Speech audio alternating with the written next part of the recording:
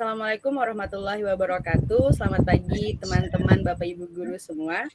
Hari ini saya bersama dengan Ibu Kasumawati, Ibu Juraida Abdul Ghafar, dan Bapak Ari Rahman selaku teknisi dari kelompok kita akan melakukan presentasi yang dimulai dari Ibu Kasumawati. Tapi sebelum itu kita akan memulai dengan membaca doa terlebih dahulu.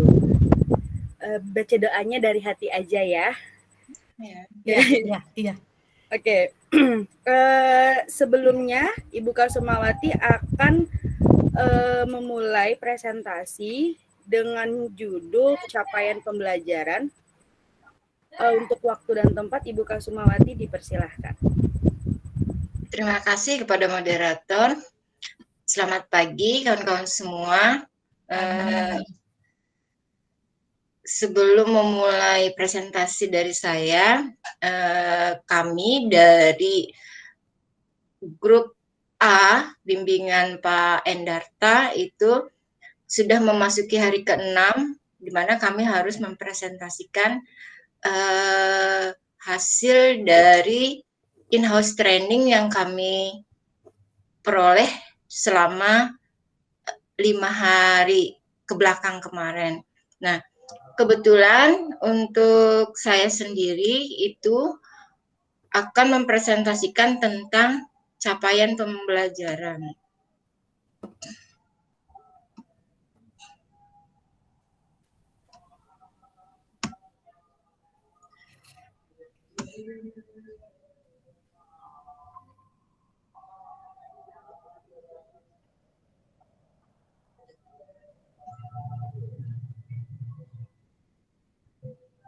Sudah terlihat kawan-kawan presentasinya? Ya, sudah terlihat, Bu. Sudah terlihat. Kenapa saya sendiri kadang melihat Pak Ari? Oh, belum saya ini ya. Kalau kita kadang melihat itu apa, Ibon?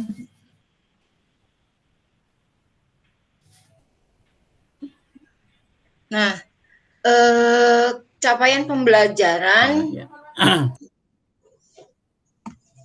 sebenarnya kita sudah kenal lama mungkin tentang capaian pembelajaran, cuman hanya istilahnya sekarang istilah yang baru. Nah, capaian pembelajaran di sini adalah suatu ungkapan tujuan pendidikan yang merupakan suatu pernyataan tentang apa yang diharapkan diketahui, dipahami dan dapat dikerjakan oleh peserta didik setelah menyelesaikan suatu periode pembelajaran. Nah, mungkin kalau kita ingat-ingat lagi kurikulum yang 2013 ini sebenarnya hampir sama dengan silabus ya. Jadi nanti untuk memberikan materi kepada siswa kita harus mengacu pada capaian pembelajaran atau silabus. Kemudian capaian pembelajaran ini sendiri nanti diharapkan menjadi kemampuan yang diperoleh melalui internalisasi pengetahuan, sikap, keterampilan, kompetensi, dan akumulasi pengalaman kerja. Nah, capaian itu sendiri mempunyai peranan dalam kurikulum. Kebetulan sekolah kita, sekolah penggerak. Yang pertama, capaian itu memberikan pemahaman tentang pengetahuan, sikap dan keterampilan yang hendak dicapai oleh anak dalam setiap tahapan perkembangan usianya. Nah, jadi di sini usia itu ditekankan. Artinya untuk capaian itu sendiri kita harus melihat yang siswa yang kita berikan itu usianya, tingkatannya seberapa. Nanti mungkin ini berkaitan dengan fase yang ada di capaian itu sendiri. Kemudian berfokus apa yang diharapkan pada siswa di akhir pembelajaran. Hal ini sejalan dengan pendekatan student center atau istilahnya berpusat pada siswa dalam dunia pendidikan. Nah, mungkin ini berhubungan nanti dengan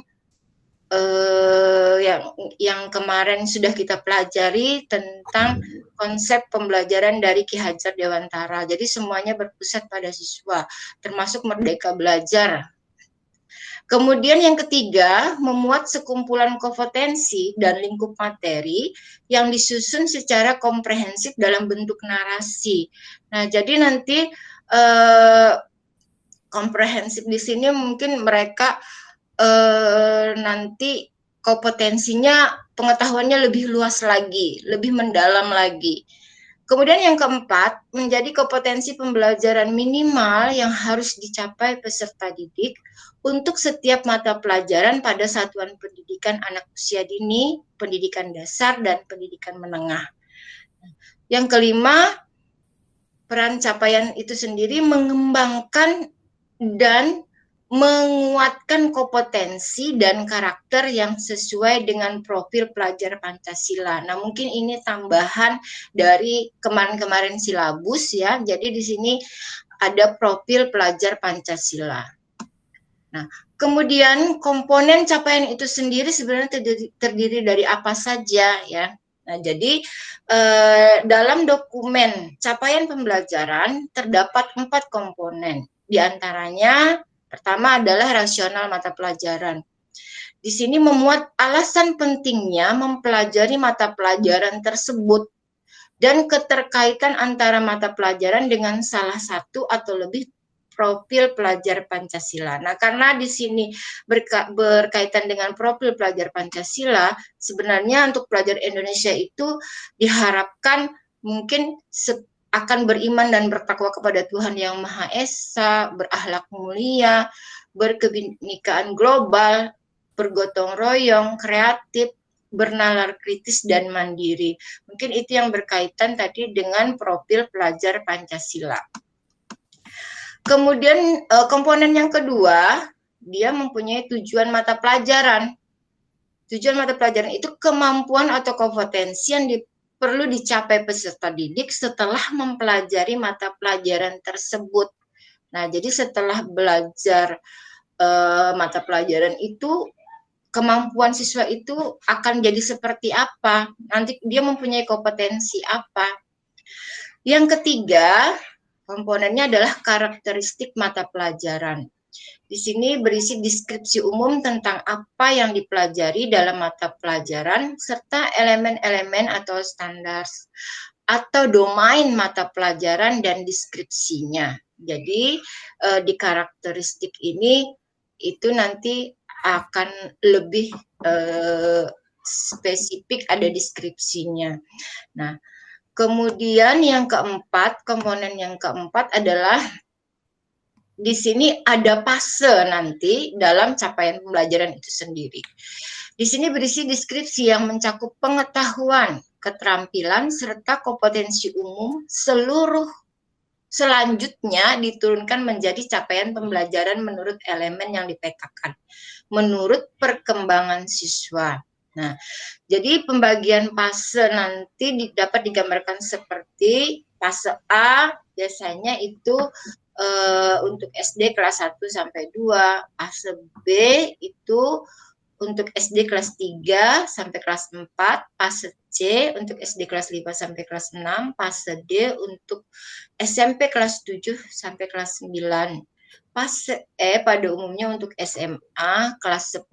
Mungkin karena kita SMK itu kita sudah di fase E. Nah, fase F itu juga untuk kelas 11 dan kelas 12.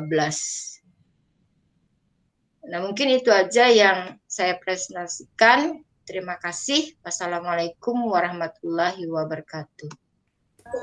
Waalaikumsalam warahmatullahi wabarakatuh.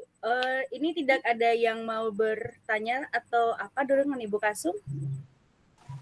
Oke, saya rasa cukup paham semua ya atas penjelasan yang sangat jelas dijelaskan oleh Ibu Kasum tadi. Oke, untuk narasumber berikutnya ada Ibu Juraida Abdul Ghaffar yang akan membawakan materi tentang asesmen formatif dan sumatif. Gimana kalau misalnya asesmennya kita urut aja dulu mulai dari asesmen kognitif ya Bu Kiki ya? Berurut Bu Kiki. Langsung aja, Bu. Langsung. Iya. Langsung ke siapa? Ke Ibu Juraida dulu apa Bu. ke Ibu Kiki? Iya. Bu Kiki dulu kan kok ngiti. Apa? Bu Kiki apa? Diagnostik. Diagnostik. Oke. Iya. Salah saya. Diagnostik. Diagnostik Oke. dulu Bu Kiki ya. Baru nanti sumatif ya. Oh, Ibu Kiki dulu. Formatif. Bagaimana? Gimana? Harus Terserah aja. Terserah Kalau aja. saya duluan bisa. Iya, Bu Juraida aja dah. Nah, Juraida aja. Iya. Oke. Ibu Juraida Juraida. dulu, silakan Bu Juraida waktu Aku dan kada tempat. pakai PowerPoint. Ada apa-apa Ibu, nanti kita bisa dilihat. Oke. Oke, silakan Ibu Ini juga Juraida. Iya. Bentar ya. Oke, Bu juga. Ya, siap. Bagi Bapak Ibu yang ingin bertanya nanti ketika Ibu Juraida sedang melaksanakan presentasi, boleh nanti raise hand ya, nanti biar kita tunjuk dulu, jadi biar Ibunya menjelaskan sebentar.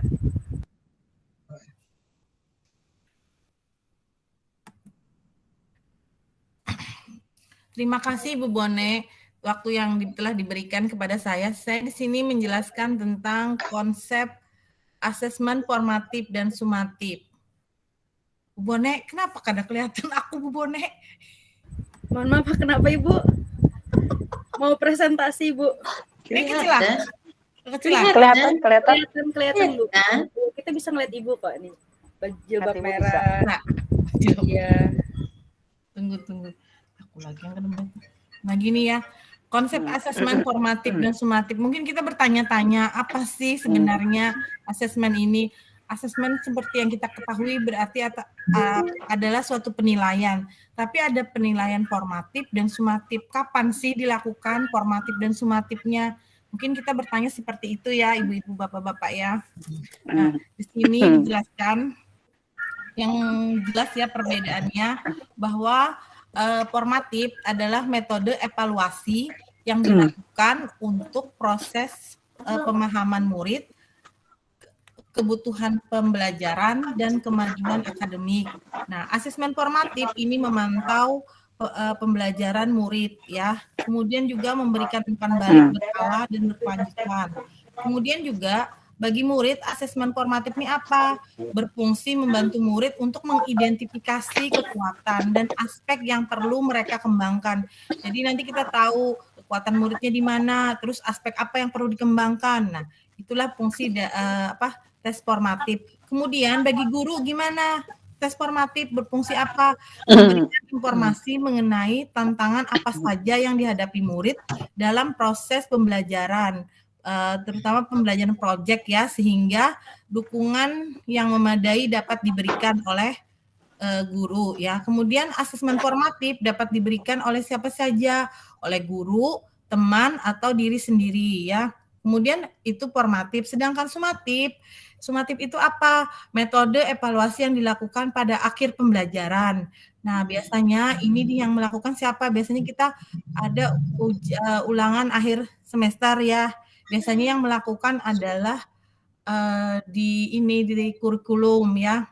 Asesmen sumatif seringkali memiliki taruhan yang tinggi karena berpengaruh terhadap nilai akhir murid, sehingga sering diprioritaskan murid daripada asesmen formatif. Jadi biasanya kan anak-anak tuh kalau ulangan harian, gampang aja katanya, lebih baik nanti aja kita kejar nilai itu waktu ulangan akhir ya, seperti itu biasanya ya. Umpan balik dari asesmen akhir ini sumatif dapat digunakan untuk mengukur perkembangan murid, untuk memandu guru dan sekolah merancang aktivitas mereka untuk proyek berikutnya, untuk pembelajaran berikutnya, biasanya seperti itu ya. Kemudian juga, nah di sini ada fungsi asesmen formatif dan sumatif ya.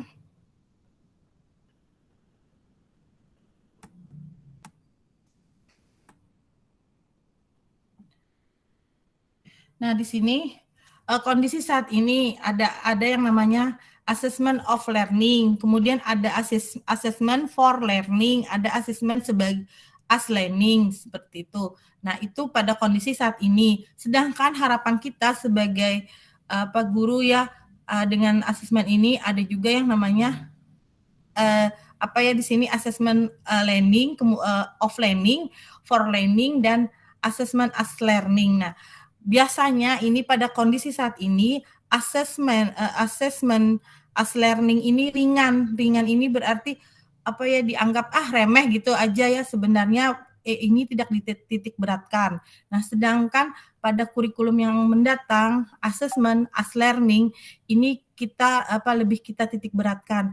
Karena dengan kurikulum PK ini kan harus ada terjadi perubahan. Nah, oleh karena itu maka penitik beratannya adalah assessment as learning. Jadi ujian untuk menguji pembelajaran ya, seperti itu. Mungkin nanti dapat ditambahkan lagi ya Pak Hairan ya. Masih gak? Kemudian di sini jangan gugup Bu, santai aja Bu. Ini kata Bapak. Ya, assessment of learning paling domain dilakukan oleh pendidik dibandingkan assessment for learning ya. Assessment as learning, penilaian pencapaian hasil belajar seharusnya lebih mengutamakan assessment as learning dan assessment for learning dibandingkan assessment of learning ya. Sebagaimana gambar yang ditunjukkan, gambar piramid yang ditunjukkan ini. Seperti itu. Kemudian membangun keseimbangan antara formatif dan sumatif di paradigma baru. Jumlah asesmen formatif sebaiknya lebih banyak dari jumlah asesmen sumatif. Jadi formatif sebaiknya lebih banyak dibandingkan dengan sumatif nilainya itu. Tapi biasanya ulangan akhir semester nilainya lebih besar ya dibandingkan prosentasinya lebih besar diambil dibandingkan nilai ulangan harian, seperti itu biasanya ya. Terus jelaslah tujuan asesmen formatif adalah untuk memperbaiki dan mengembangkan diri. Asesmen formatif dapat membantu mereka mendapatkan nilai yang lebih baik dalam asesmen sumatif di akhirnya, juga untuk mengoptimalkan kegiatan pembelajaran ya. Nah, di sini dapat mengubah paradigma belajar yang menitik beratkan pada nilai menjadi belajar yang menitik beratkan pada proses. Umpan balik biasanya berisi hal yang sudah dilakukan dan hal yang butuh perkembangan dan hal yang biasa dikembangkan untuk aktivitas selanjutnya. Nah, sekarang kita lihat bentuk asesmen formatif dan sumatif bagaimana. Bentuk asesmen itu ada dua, ada yang tidak tertulis dan ada yang tertulis.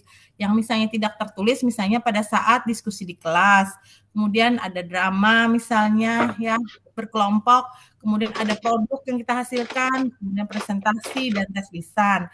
Kemudian asesmen tertulis, misalnya ada refleksi dari urut kegiatan pembelajaran, kemudian anak diajarkan untuk menulis jurnal, esai, poster, dan tes tertulis lainnya. Seperti itu. Bagaimana Bapak Ibu?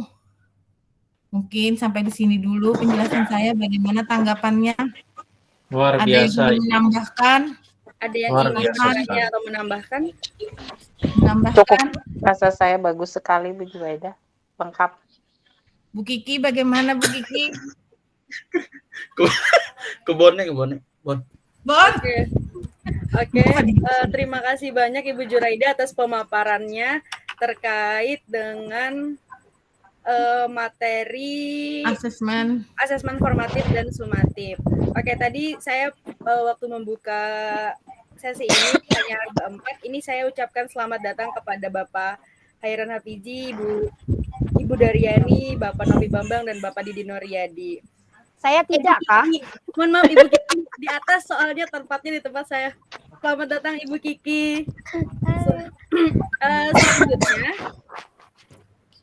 kita akan selanjutnya pemateri selanjutnya akan disampaikan oleh yang paling siap saat ini adalah Bapak Novi Bambang. Ada Bapak Novi Bambang. Astagfirullahaladzim, anjir congol. Dipersilakan. Jadi yang disampaikan itu sesuai urutan. Itu ya Bun ya. Tadinya mau berurutan. Tadi ceritanya mau berurutan Bapak, tapi karena kita supaya jangan sampai memakan waktu terlalu banyak. Oh gitu. Kita sebentar aja kalau nih. Ya. Ini Bu kita Bone boleh nggak? ini kita Habis sudah Bambang mulai aku. Bapak. Iya, ada apa kan ini? Aida, saya duluan. Oke, bikin aku dulu aja dah. Bu Kiki. Menyambung asesmen Waduh, tadi ya Bu Kiki ya. luar Harusnya biasa dia sekali. diagnostik ya. Luar Bu biasa Kiki. sekali. Iya. Bismillahirrahmanirrahim. Supaya Siapa kami dulu nih? mudah nanti. Masanya mau pulang nih. Oh, Mau pulang kemana, Ibu Bu? Daryani dulu, Ibu Daryani dulu. Baik, Ibu Daryani dulu. Silakan kepada Ibu Daryani Ulfa. Oh, Bu Daryani, oke deh. Untuk materi Ibu Daryani, kurikulum operasional kepada Ibu Daryani. Waktu dan tempat saya persilahkan. Terima kasih kepada moderator Bu Indah Bone atas kesempatan yang diberikan. Assalamualaikum warahmatullahi wabarakatuh. Waalaikumsalam warahmatullahi wabarakatuh. Di sini mungkin saya sedikit saja menjelaskan mengenai kurikulum operasional di satuan pendidikan.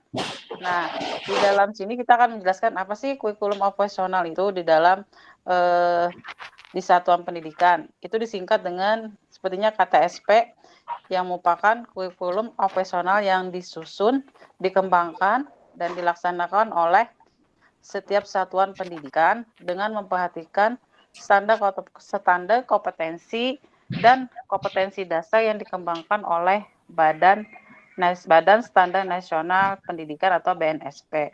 Sebenarnya idealnya di dalam pengembangan kurikulum operasional ini, dalam pengembangannya harusnya kita melibatkan kita melibatkan semua warga sekolah, misalnya seperti para peran administrator pendidikan yang terdiri dari administrator pusat. Contohnya di situ adalah direktur atau kepala pusat, kemudian administrator daerah atau kepala daerah. Yang ketiga adalah administrator lokal seperti ya tadi kepala sekolah. Nah, untuk kemudian yang dilibatkan yang kedua adalah peran para ahli. Nah, seperti ahli dalam pendidikan dari bidang kurikulum maupun di dalam bidang studi disiplin ilmu yang mana mereka bisa memberikan alternatif konsep pendidikan dan model kurikulum yang dipandang paling sesuai dengan kebutuhan masyarakat. Kemudian selanjutnya adalah yang terlibat di dalam pengembangan ini adalah peran guru. Nah, di sini guru adalah sebagai perencana, pelaksana, dan pengembang kurikulum bagi kelasnya. Sekalipun guru tidak mencetuskan sendiri konsep-konsep tentang kurikulum, di mana di sini guru bertindak sebagai penerjemah kurikulum yang mengolah, meramu kembali kurikulum dari pusat untuk disajikan di kelasnya. Kemudian yang keempat adalah peran orang tua murid. Nah, di sini orang tua murid berperan dalam yang pertama dia dalam menyusun kurikulum, tapi tidak semua orang tua murid dilibatkan kecuali beberapa orang yang bisa dipakai dan mempunyai latar belakang yang sangat memadai untuk ikut menyusun kurikulum tersebut. Nah, kemudian yang kedua adalah kerjasama antara orang tua dan guru. Di sini misalnya peran orang tua di dalam mengamati dan mengikuti kegiatan belajar anaknya di rumah juga harus diikutsertakan. Kemudian yang kelima adalah peran komite sekolah. Setahu kita selama ini peran komite sekolah sangat diperlukan di dalam dunia pendidikan. Walaupun waktu dulu kita biasanya kalau peran komite itu berhubungan dengan anggaran dana, tapi sekarang kita lebih dianggarkan kepada anggaran dana BOS dan BOSDA. Nah, yang terakhir adalah adanya peran pengusaha. Tapi di sini saya menganggap peran pengusaha ini adalah peran dari dunia usaha atau dunia industri karena kita adalah di bidang SMK. Jadi kalau misalnya dengan kita memerlukan kalau di dalam dunia industri itu untuk menyesuaikan kurikulum yang ada di dunia dengan di sekolah kita. Mungkin itu aja dulu untuk penjelasan saya mengenai kurikulum operasional di satuan pendidikan. Atas perhatiannya saya ucapkan terima kasih. Waalaikumsalam warahmatullahi wabarakatuh. Terima kasih banyak Ibu Daryani Ulfa atas paparannya. Apakah ada yang ingin ditanyakan dulu nih kepada Bapak Ibu atas penjelasan yang dilakukan oleh Ibu Daryani tadi?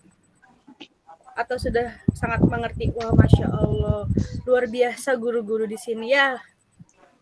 Oke, selanjutnya terima kasih banyak Ibu Daryani. Selanjutnya kita akan ke tempat Ibu Kiki Oktavia Aditama yang lagi di mana ini Ibu Kiki nih? Waduh, Taman ceria bermain. sekali kayaknya.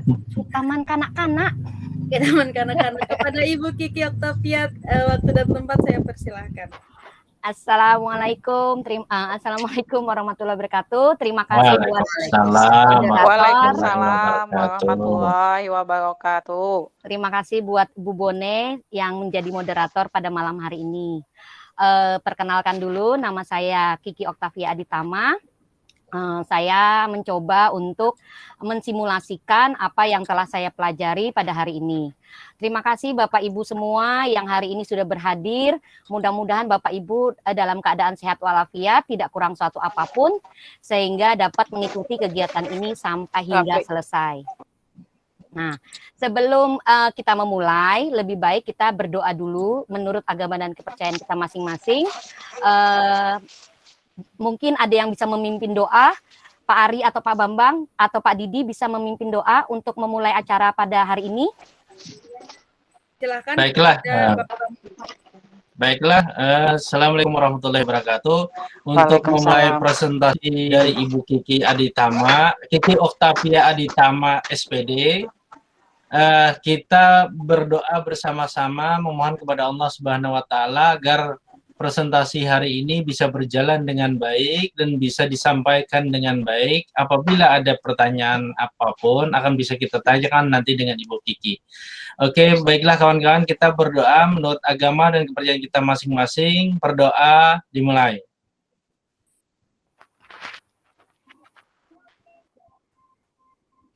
Berdoa selesai. Ya, silakan Ibu Kiki dimulai presentasinya. Terima kasih Bapak Ibu semua, terima kasih buat Pak Bambang yang sudah memimpin doa pada hari ini.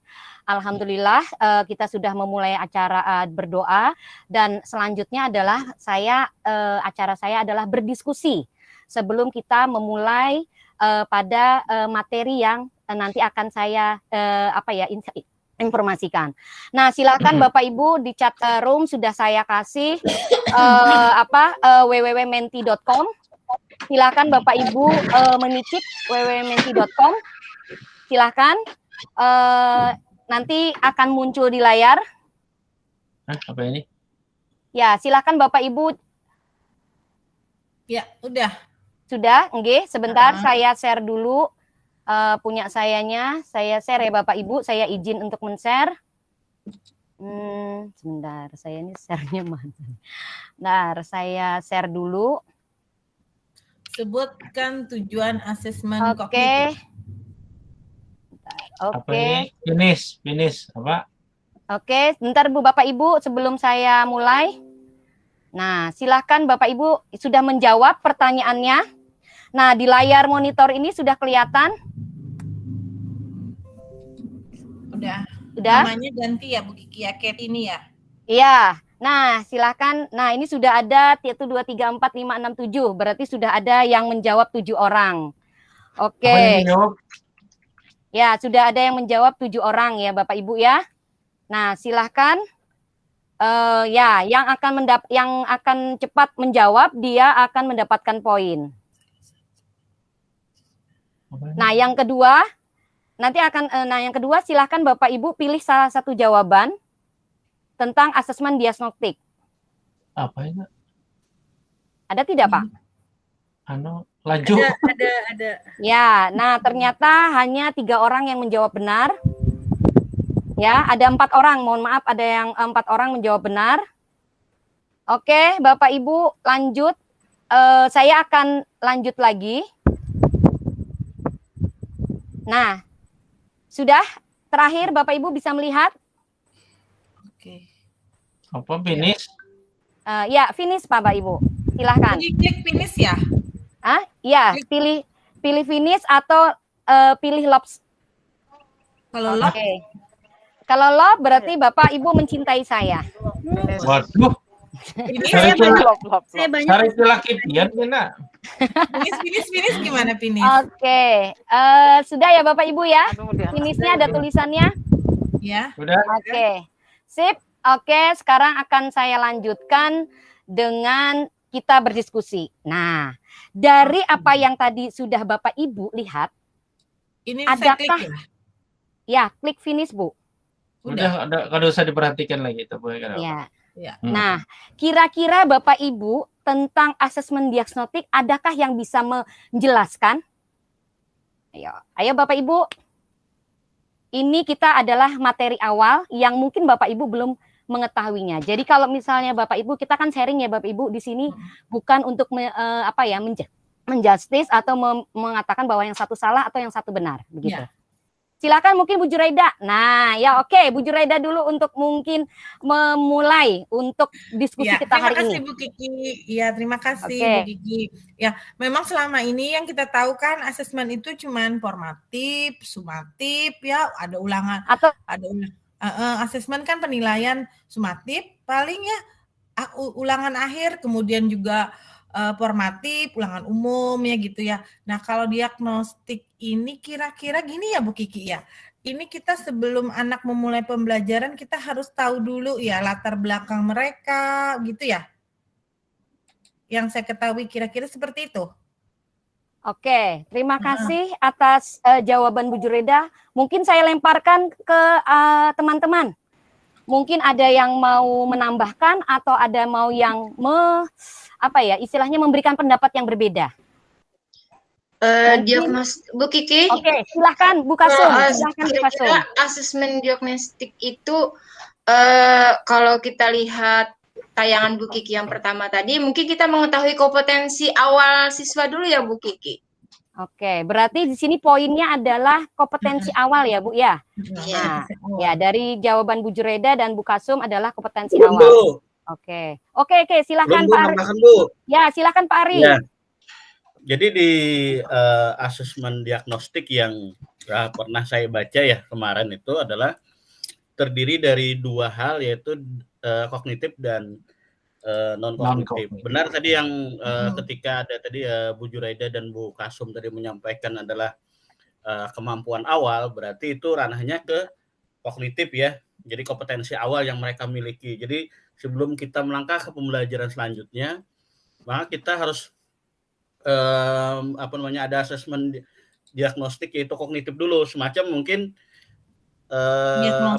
pemantik lah, pertanyaan pemantik. Jadi misalnya tadi seperti ketika Bu Kiki sampaikan, ada yang tahu nggak tentang misalnya asesmen diagnostik misalnya. Nah, jadi kalau ada yang sudah bisa menyebutkan tentang asesmen tadi, mungkin dia sudah secara awal itu sudah mempunyai kemampuan awal gitu. Nah, mungkin seperti itu. Tapi seperti itu. Dan untuk yang non kognitifnya adalah ke arah ke gaya belajar siswa, terus karakteristik siswa itu sendiri dan sebagainya. Dan ini hubungannya bisa kita bekerja sama dengan guru-guru yang guru-guru konseling seperti guru BK dan sebagainya. Tapi kalau yang formatif bisa juga nanti kita bekerja sama dengan guru-guru di, misalnya kalau satu linearitas di mata pelajaran kita, misalnya saya mengajar tentang jaringan, misalnya di kelas 11, Pak Bambang ngajar di kelas 10 tentang awal dasar-dasar jaringan. Nah, ini mungkin saya bekerja sama dengan Pak Bambang misalnya untuk nanti membuat pertanyaan atau pertanyaan-pertanyaan di asesmen diagnostik kognitif gitu. Nah, sehingga saya sudah bisa mengetahui kemampuan mereka ketika mereka sudah di kelas 11. Mungkin seperti itu Bu Kiki. Menambahkan Bu Kiki, boleh Bu Kiki? Oke, terima kasih. Tapi sebelumnya mohon maaf sebentar, karena kita ini sedang berdiskusi, jadi kita akan buat kesepakatan untuk menyepakati biar tidak ada salip menyalip ketika memberikan pendapat. Ya, oke, Bapak Ibu ya. Oke. Pertama, kesepakatan yang akan saya buat, saya lontarkan ke Bapak Ibu adalah mungkin raise hand ya Bapak Ibu ya. Setuju Bapak Ibu? Setuju. Oke. Untuk mempersingkat waktu Bu Kiki dilanjutkan aja. Nanti kan habis nih, belum semua presentasi. Sebentar Pak Bambang. Oke. Terima kasih atas usulannya dari Pak Bambang. Kemudian yang kedua adalah yang lain tolong di-mute ya, tolong di-mute supaya kita bisa mendapat dari teman-temannya. Itu yang namanya sikap saling menghargai. Nah, supaya nanti Bapak Ibu kalau sedang mengeluarkan pendapat, otomatis kan kita juga bisa mendengarnya dengan jelas begitu. Itu aja mungkin kesepakatannya Bapak Ibu. Sepakat Bapak Ibu? Oke. Oke, terima kasih Bapak Ibu, memang hebat ya, luar biasa. Oke, sekarang monggo siapa yang mau tadi membahas tadi, silahkan. Oke, Pak Bambang, silahkan Pak Bambang. Oke, saya sudah raise hand nih, Bu, ya. Oke, Oke, menambahkan terima kasih. saja, Oke. Bapak Ibu guru, untuk perlu kita ketahui yang dimaksud dengan asesmen diagnostik adalah kemampuan dari dari seorang siswa itu berbeda-beda. Jadi kita menganalisa dulu di dalam suatu kelas bahwa ada kemampuan anak yang beragam. Nah, kemampuan yang beragam itu kalau tidak kita analisa atau diagnosa dulu, maka kita tidak akan tahu penyelesaiannya seperti apa. Nah, untuk memudahkan kita menganalisa tadi, maka kita lakukan asesmen diagnostik. Kemudian agar kita dapat mengetahui bahwa si anak ini mempunyai kemampuan seperti apa. Apakah dia bisa cepat, bisa sedang, bisa lambat, atau dia misalnya dia hanya mengetahui pembelajaran itu melalui visual. Jadi anak yang diajarkan dengan cara mendengarkan dia tidak terlalu paham. Tapi pada saat dia diajarkan dengan visual dia paham. Analisa asesmen diagnostiknya harus kita lakukan seperti itu. Demikian juga misalnya dia kebiasaan dengan auditori. Dia hanya mendengarkan sudah paham. Dia tidak perlu melihat, dia paham. Nah, asesmen-asesmen inilah yang harus dilakukan di dalam artinya asesmen diagnostik. Itulah pentingnya kita melakukan asesmen diagnostik. Sehingga pada saat kita nanti akan memberi materi pembelajaran kepada siswa, kita dapat memilah-milah siapa siswa yang kenceng, siapa yang lebih lambat, siapa yang bisa mengikuti, atau yang harus diberikan pembelajaran tambahan-tambahan. Mungkin itu dulu diskusinya hari ini, Bu Kiki.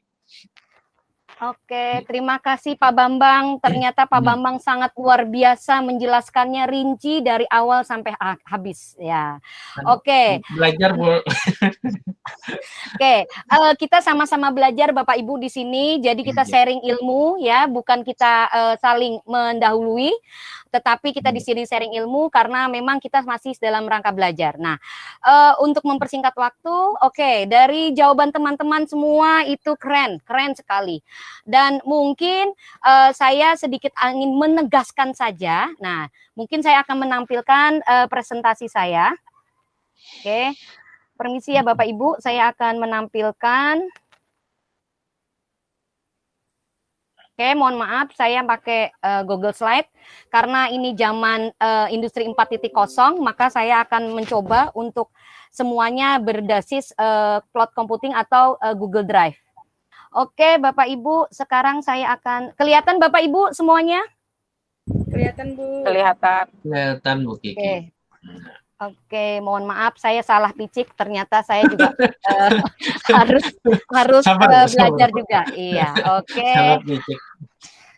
Oke, terima kasih Bapak Ibu. Nah, nanti dari penjelasan teman-teman tadi, memang di sini sudah jelas ya Bapak Ibu bahwa asesmen diagnostik itu asesmen yang dilakukan secara spesifik untuk mengidentifikasi kompetensi, kekuatan, kelemahan peserta didik sehingga pembelajaran dapat dirancang sesuai dengan kompetensi dan kondisi peserta didiknya. Nah, kemudian, tujuannya apa? Tadi betul katanya Bu Juraida, Bu Kasum, Pak Ari, dan Pak Bambang bahwa di sini adalah untuk mendiagnosis kemampuan dasar siswa dan mengetahui kondisi awal siswa. Nah, makanya mungkin dengan adanya kita belajar hari ini, marilah kawan-kawan kita mencoba untuk melakukan asesmen diagnostik. Nah, kemudian yang ketiga, mohon maaf, di sini adalah macam-macam asesmen diagnostik, yaitu ada diagnostik non-kognitif dan diagnostik kognitif. Nah, mungkin Pak Didi. Nah, oke, Pak Didi, saya pengen Pak Didi ngomong Pak tentang apa diagnostik kognitif yang pian ketahui Pak. Iya Bu, silakan Pak. Atas kesempatan yang sudah diberikan kepada saya. Sepintas dari pengetahuan hasil dari diskusi kita dan BIMTEK kita selama ini yang sudah dilaksanakan selama 5 hari, hampir 6 hari saat ini, yang sudah pernah saya baca daripada BIMTEK ini bahwa asesmen diagnostik non kognitif itu adalah mempelajari latar belakang dari kehidupan siswa yang ada di Kikinya keluar. ini secara tidak langsung bahwa siswa yang akan kita berikan pembelajaran tersebut kita harus mengasesmen dulu bagaimana keadaan dari struktur keluarga mereka di rumah atau lingkungan mereka. Yang jelas bahwa siswa yang kita akan ajar tersebut bagaimana fasilitas keadaan mereka di rumah dan bagaimana apa yang mereka miliki selama mereka ada di rumah tangga mereka masing-masing. Nah, itu yang saya dapat tangkap pada pembelajaran selama 6 hari ini. Terima kasih. Suaranya Ibu Kiki keluar. Mohon maaf, jaringannya terputus Bapak Ibu. Jadi ya mohon maaf, tapi nggak apa-apa. Saya hargai saya terima kasih atas pendapatnya Pak Didi. Bagaimana dengan teman-teman yang tadi sudah mendengarkan pendapatnya dari Pak Didi? Adakah yang mau menambahkan? Silahkan Bapak Ibu raise hand kalau ada yang mau menambahkan atau cukup? Cukup. Pak Ari Rahman. Ya, silakan Pak. Cukup. Nah. Cukup, oke. Kira apa tadi?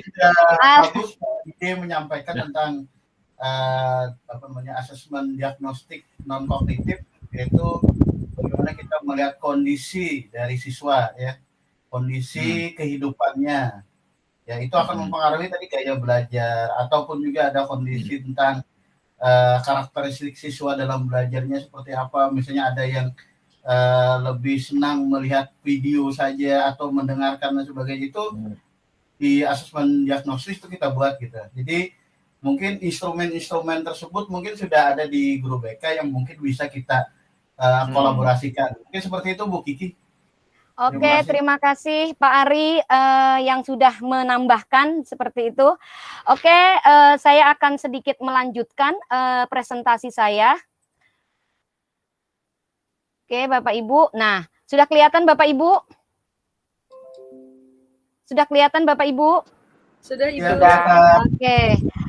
Nah, lanjut. Nah, jadi dari tadi pendapat-pendapat dari teman-teman yang sudah memberikan pendapat, ternyata bahwa memang di sini tujuan asesmen diagnostik non-konektif adalah untuk mengetahui kesejahteraan psikologi dan sosial emosi siswa, mengetahui aktivitas selama belajar di rumah, mengetahui kondisi keluarga siswa, mengetahui latar belakang, dan mengetahui gaya belajar. Ya, tadi siapa yang pengen dia mungkin kinestetik, mungkin siapa yang dia audiovisual. Nah, itu harus kita mulai dari sekarang sehingga kita bisa mengetahui siapa-siapa atau peserta didik mana yang mungkin ketika kita memberikan pembelajaran mungkin itu akan sedikit berbeda begitu. Sedangkan tujuan asesmen diagnostik mengidentifikasi capaian kompetensi siswa, menyesuaikan pembelajaran di kelas dengan kompetensi rata-rata siswa dan memberikan kelas remedial atau pelajaran tambahan kepada siswa yang kompetensinya di bawah rata-rata.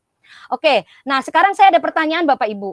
Apabila ketika asesmen diagnostik, saya menanyakan, apakah Anda mengetahui pelajaran misalnya industri 4.0? Kebetulan materinya adalah industri 4.0. Kira-kira bagaimana Bapak Ibu?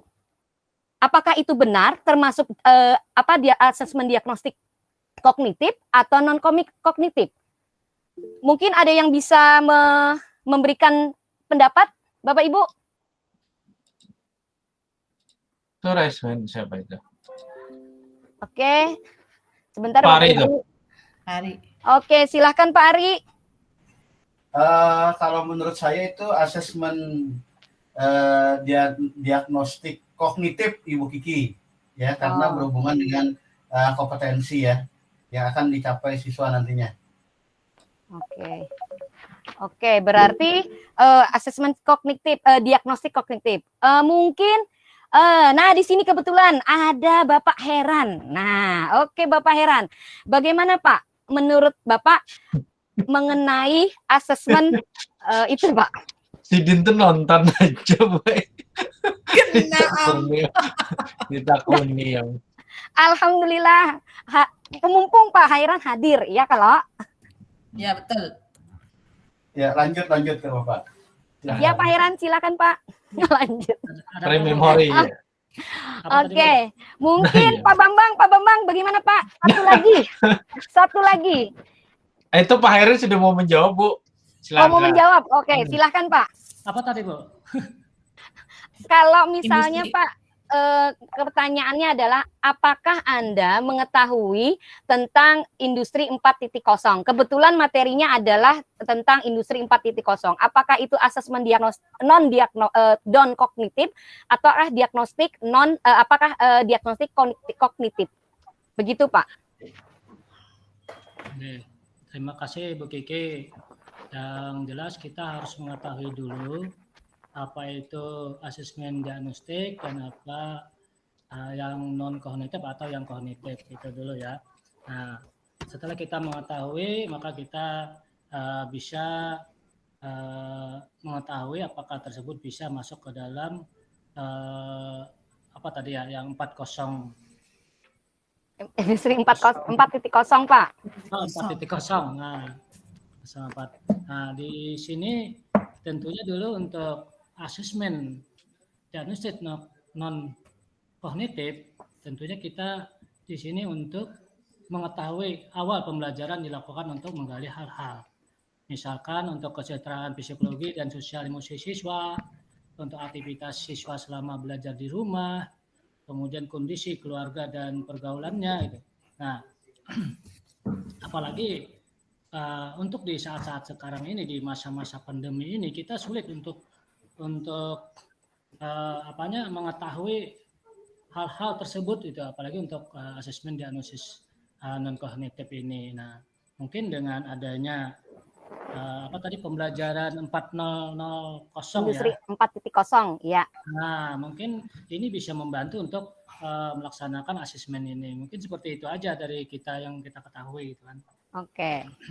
Oke, terima kasih Pak Heran.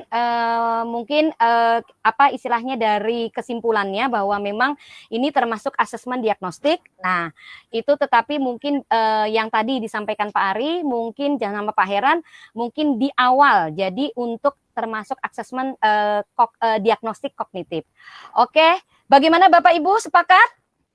Sepakat, Bu. Sepakat.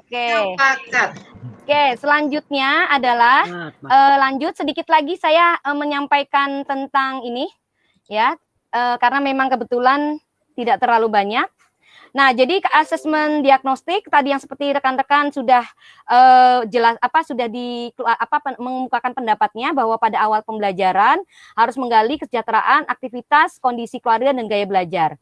Kemudian tahapannya di situ ada persiapan, ada pelaksanaan dan tindak lanjut. Nah, kebetulan untuk yang asesmen diagnostik kognitif bertujuan mendiagnosis kemampuan dasar siswa dalam topik sebuah mata pelajaran. Asesmen diagnostik kognitif dapat dilaksanakan secara rutin yang disebut asesmen diagnostik kognitif berkala. Nah, pada awal pembelajaran atau akhir pembelajaran. Jadi di sini berarti kita akan melakukan diagnostik itu secara berkala. Jadi di awal dan di akhir itu nanti akan ada yang namanya asesmen begitu. Oke. Kemudian asesmen diagnostik bisa berupa asesmen formatif maupun asesmen sumatif. Dan sama tahapannya, persiapan, pelaksanaan, tetapi kalau di diagnostik kognitif dia ada diagnosis dan tindak lanjut. Oke, ini adalah salah satu bisa dilihat Bapak Ibu? Bisa. Oke, ini rancangan asesmen diagnostik yang kemarin saya buat. Di sini adalah contohnya ya Bapak Ibu. Ini sekilas saja. Jadi di sini ada jenjang kelas 10. Capaian pembelajarannya pada akhir fase E, peserta didik mampu menjelaskan perkembangan teknologi pada pengembangan perangkat lunak dan game, termasuk penerapan industri 4.0 pada manajemen pengembangan perangkat lunak dan game, serta menganalisis isu-isu penting di bidang pengembangan perangkat lunak dan game, antara lain dampak positif dan negatif game, IoT, cloud computing, information security, personal branding, dan permasalahan. Tujuannya adalah menjelaskan perkembangan teknologi pada perangkat lunak dan game, kemudian menganalisis isu-isu penting bidang pengembangan perangkat lunak dan game. Nah, untuk kognitifnya, dari kesejahteraan psikologis yang saya gali adalah pertanyaan kuncinya, bagaimana kabarmu hari ini? Bagaimana perasaanmu hari ini? Apakah kamu ada masalah hari ini? Apakah kamu sudah sarapan sebelum mulai pembelajaran hari ini? Apakah kamu sudah siap belajar hari ini? Apa harapan kamu dalam pembelajaran hari ini? Siapa yang kamu idolakan dari kedua orang tuamu? Ibu Bone angkat tangan tuh, Bu. Mohon maaf, Ibu Kiki. Mohon maaf. Mohon maaf, ini yang tampil di layar kita itu cuman Google Drive-nya aja. Google Doc aja. Oh, ya. Google Doc. Google Doc berarti tidak kelihatan. Berarti tidak kelihatan. Iya, tidak kelihatan. Oke, berarti saya tampilkan yang ini saja sebentar. Mohon maaf, ternyata saya juga termasuk yang termasuk guru. Ya, harus belajar industri 4.0. Demonstrasi konseptual sebentar. Nah, ini asesmen sebentar ya Bapak Ibu, karena berhubung ini jadi mau nggak mau saya harus membuka. Ditunggu. Sebentar Pak, ini grogi nih Pak, kalau tidak ketemu nih jujur saja saya agak grogi. Jangan grogi Bu. Sebentar, kemana ini ya? Oh ya. Oh, belum dimunculkan ya, sip. Bapak Ibu, saya share template judulnya.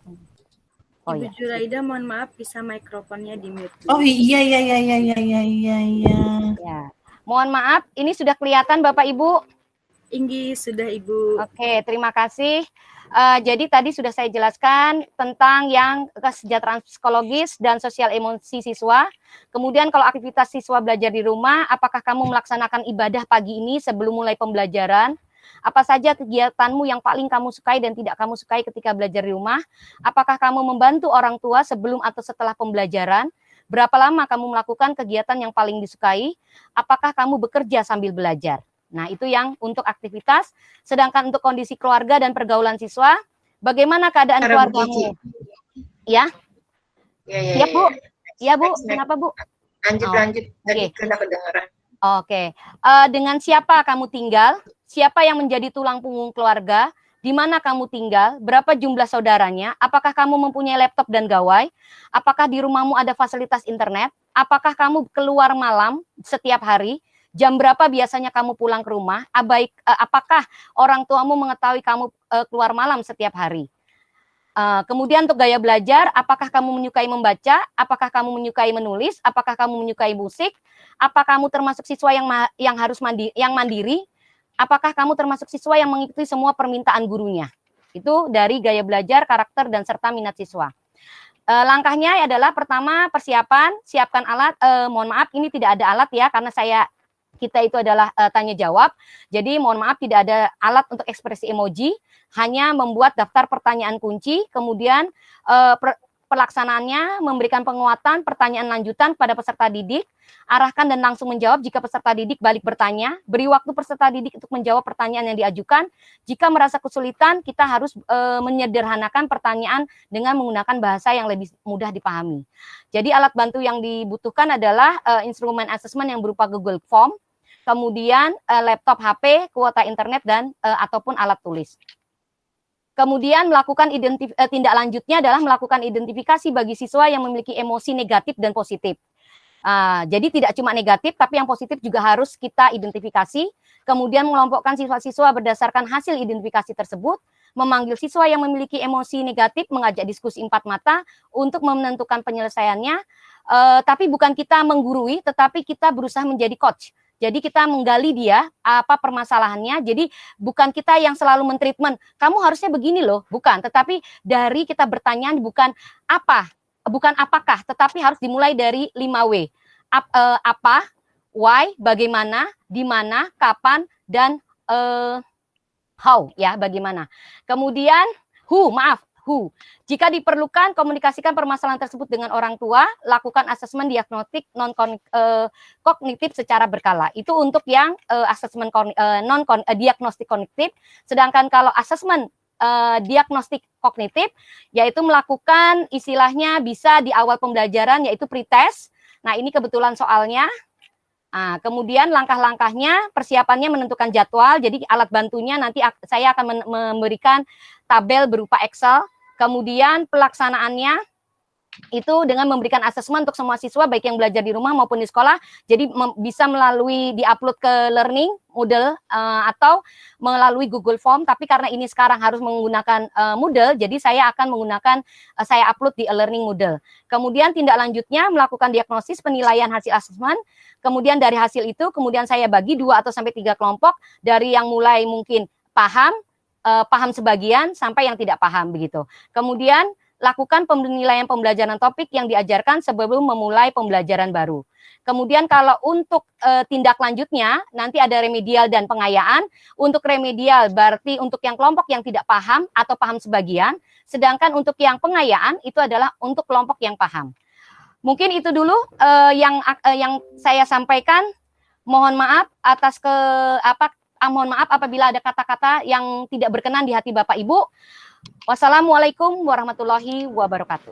Waalaikumsalam warahmatullahi wabarakatuh. Oke, sangat satu luar lagi biasa. Bu Bapak, mohon maaf Bu Boni, saya minta refleksinya kalau begitu terakhir untuk siapa yang bersedia untuk refleksi dari pembelajaran hari ini. Mungkin Bu Mutia. Oke, silahkan Bu Mutia untuk melakukan refleksi umpan balik terhadap pembelajaran hari ini.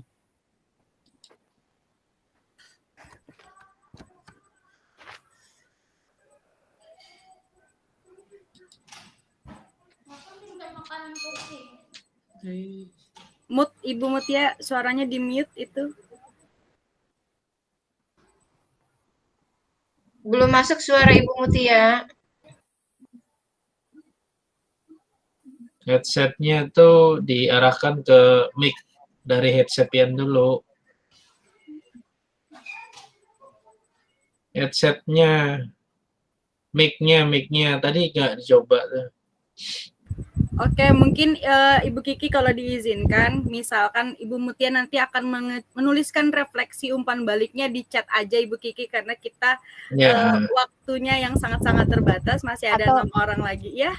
Oke, satu saja Bu, saya mohon mungkin bisa buka sumbu secara ringkas dan padat dengan 3 kata saja Bu, dengan 3 kata.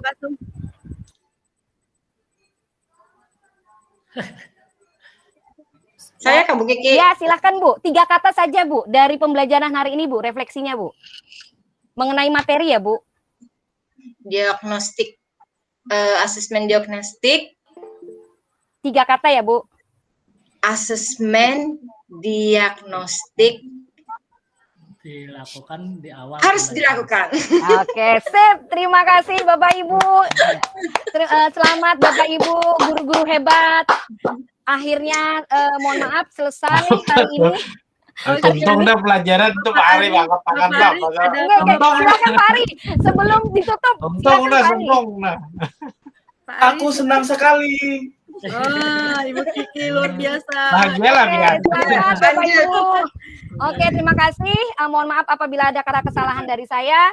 Wassalamualaikum warahmatullahi wabarakatuh. Waalaikumsalam warahmatullahi wabarakatuh. Oke, selanjutnya setelah kita Ibu Kiki tadi tentang asesmen diagnostik, kita naik lagi ke atas nih untuk Bapak Didi Noryadi supaya kuotanya tidak habis ya Bapak Didi Noryadi. Bapak Didi bisa menjelaskan ke kita tentang pendidikan yang memerdekakan seperti apa. Untuk waktu dan tempat Bapak Didi saya persilakan. Terima kasih atas kesempatan yang diberikan kepada saya. Sebelum kita memulai diskusi dan pembelajaran pada hari ini sebagai refleksi dari bimbingan kita untuk EHT yang diadakan oleh SMK Negeri Banjarmasin, dan sebagai koordinator Bapak kita Hairan Hafizi selaku saya diberikan tugas untuk memaparkan tentang pendidikan yang memerdekakan. Saya minta kepada Bapak Ibu untuk memejamkan mata dulu. Waduh. Untuk memejamkan mata, ikuti instruksi saya. Nah, memejamkan ya.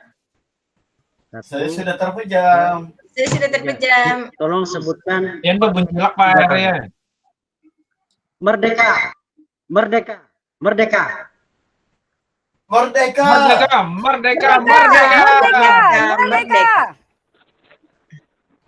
Artinya dengan kita menyatakan merdeka tadi tentunya masing-masing Bapak Ibu dapat memahami bagaimana rasanya merdeka. tentang akan terhadap diri kita dan secara individu, bahwa yang dinamakan merdeka itu mungkin persepsinya berbeda-beda bagi Bapak Ibu dan saudara-saudara sekalian. Namun karena kita pembelajaran ini adalah tentang pendidikan yang memerdekakan, agar kita selaras dengan keinginan daripada pemerintah kita pada saat ini, dapat saya jelaskan bahwa pendidikan yang memerdekakan itu adalah pendidikan yang menitikberatkan perubahan secara menyeluruh lahir dan batin berdasarkan kodrat alam setiap individu. Dan kemerdekaan yang dimaksud dalam pendidikan itu bersifat 3 hal. Yang pertama adalah berdiri sendiri, tidak tergantung pada orang lain, dan dapat mengatur dirinya sendiri, serta pendidikan yang memerdekakan mengolah rasa hati, rasa, dan karsa secara seimbang. Sehingga dengan keseimbangan ini akan menghasilkan masyarakat yang peduli dan penuh kebijaksanaan. Nah, jadi di sini dapat saya pahami dan pendapat saya bahwa artinya kita sebagai pendidik tentunya lebih kepada memerdekakan anak didik kita untuk menjadi seorang yang memiliki individu yang lebih hasilnya tadi kepada mereka berpikir kepada bijaksana. Jadi setiap anak yang kita didik itu agar mereka menumbuh kembangkan dirinya untuk merdeka terhadap apa yang ingin mereka laksanakan terhadap dirinya nanti. Jadi sesuai dengan apa yang diinginkan Bapak Pendidikan kita, Bapak Pendidikan Nasional, yaitu Ki Hajar Dewantara, yang mana bahwa kodrat alam itu jangan sampai kita rubah. Artinya kodrat alam itu bahwa anak itu apa sih yang mereka inginkan, namun kita sebagai seorang guru hanya membimbing ke arah yang mau mereka inginkan, namun ke arah yang positif. Jadi kita tidak bisa merubah kodrat alam itu, apa yang ingin kita jadikan mereka, namun mereka sendiri yang memilih dirinya, namun kita hanya mengarahkan. Artinya yang memerdekakan mereka untuk memilih dan secara tidak lepas daripada aturan-aturan yang diinginkan oleh tata yang ingin dihasilkan. Nah, itu. Jadi kalau menurut saya bahwa pendidikan yang memerdekakan itu adalah kita sebagai guru hanya sebagai fasilitator, membimbing, dan artinya tidak lagi kembali kepada zaman yang dahulu kala bahwa anak hanya duduk untuk mendengarkan. Tapi anak sekarang dididik untuk mereka berkreasi sendiri. Kita hanya menjadi fasilitator dan memberikan arahan yang menurut mereka belum mereka pahami, tuju kepada apa yang ingin mereka tuju sesuai dengan keadaan yang positif dan tidak marah kepada yang negatif. Begitu pemaparan saya, karena waktu dan keadaan kita cukup sempit. Jadi itulah yang saya bisa sampaikan mengenai pendidikan yang memerdekakan itu menurut pendapat saya. Oke, saya terima kasih. Salah hilaf mohon maaf. Saya akhiri. Wabillahi taufiq wal hidayah. Wassalamualaikum warahmatullahi wabarakatuh. Merdeka, merdeka, merdeka. Waalaikumsalam warahmatullahi wabarakatuh. Merdeka, merdeka, merdeka. Oke, Bapak Didi, luar biasa sekali semangatnya pada pagi hari ini. Oke, selanjutnya setelah Bapak Didi Nuryadi, mungkin Bapak Ari Rahman sebelum melanjutkan menutup mata untuk pagi ini, mau duluan Bapak tentang platform LMS? Atau saya dulu, Kabon? Bapak Bambang. Biar kerangka kurikulum dulu ya. Oke, boleh silakan kepada Bapak Bambang. Oke, Assalamualaikum warahmatullahi wabarakatuh. Puji syukur kehadirat Allah Subhanahu wa Ta'ala, yang mana kita hari ini bisa berkumpul bersama-sama karena Allah juga lah kita bisa berkesempatan, bisa sehat, bisa berkumpul di acara diskusi dan presentasi kita malam ini. Dan tidak lupa pula kita selalu bersyukur dengan kesehatan kita dalam kondisi pandemi yang begitu membahayakan ini. Tidak lupa pula kita sampaikan salam dan salawat ke junjungan kita Nabi besar Muhammad Sallallahu Alaihi Wasallam, karena berkat beliaulah nanti kita akan mendapat syafaat di akhir zaman nanti. Yang mana pada hari ini kita juga akan berdakwah ya bersama-sama beliau untuk memajukan peserta didik kita. Yang saya hormati Pak Khairan Kapiji yang sudah mau berkunjung di acara kami malam ini sebagai penanggung jawab program. Beliau sangat antusias dengan kondisi kita hari ini, yang mana kawan-kawan juga sangat bersemangat dalam memberikan presentasinya dengan begitu berapi-api gitu ya, seperti Ibu Kiki tadi contohnya. Dan Pak Khairan sudah mau melihat dengan langsung dan menunggu dengan sabar presentasi kita ini. Dan juga yang saya hormati kepada semua kawan-kawan Dewan Pendidik dan yang sudah mau mendengarkan apa yang kita akan diskusikan di malam ini. Baiklah, saya akan memulai dari pemahaman bersama apa saja yang kita inginkan di dalam pemahaman mengenai kerangka kurikulum. Kerangka kurikulum itu sebagai panduan begitu pentingnya kurikulum dipakai dalam suatu pendidikan, di mana kurikulum itu harus berdasarkan kerangka yang kuat dan kokoh, yang mana kerangka kurikulum itu adalah sebagai panduan setiap sekolah untuk memulai apa yang menjadi tujuan pendidikan yang mau dicapai. Nah, kerangka kurikulum sendiri di dalam kurikulum SMK-PK lah sebutannya sekarang, atau SMK Pusat Keunggulan, diberikan yang namanya tambahan-tambahan yang tidak biasa dari kurikulum yang standar. Yang mana kurikulum yang ada di SMK-PK ini diberikan semacam